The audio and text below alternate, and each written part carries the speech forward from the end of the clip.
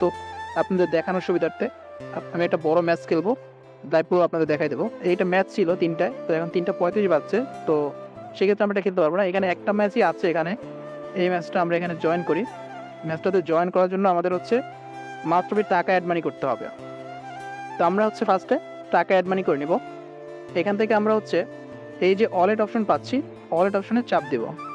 Wallet অপশনে চাপ দিয়ে আমরা সিম্পলভাবে এখান থেকে অ্যাড মোডে চাপ দিব।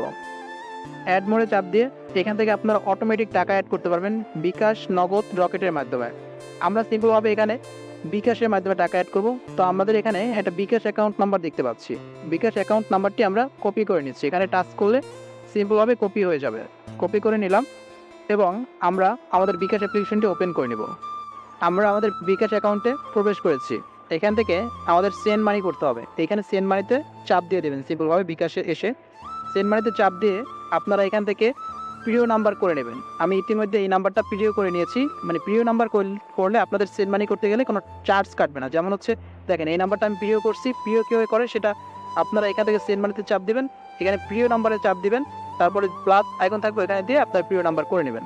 তাহলে আপনাদের কোনো চার্জ কাটবে না। আমি এখান থেকে এই নাম্বারটিতে এখন 220 টাকা পাঠাই দেব। ওকে, 220 টাকা এখানে পাঠাই দেওয়ার জন্য দিয়ে দিলাম। এখানে এগিয়ে জানে চাপ দিলাম। তারপরে এখানে আমাদের পিন নাম্বার দিয়ে দেবো। পিন নাম্বার দেওয়া হয়ে গেলে এখানে পিন কনফার্মে ক্লিক করব এবং এখানে সেন্ড মানিতে চাপ দিব। তো এভরিওয়ান, আমি যে এখানে 220 টাকা হচ্ছে করেছি, তাদেরকে পাঠাইছি, আমি কিন্তু আমার অ্যাকাউন্টে 220 টাকা অটোমেটিক্যালি যেতে অ্যাড হবে তার 10 থেকে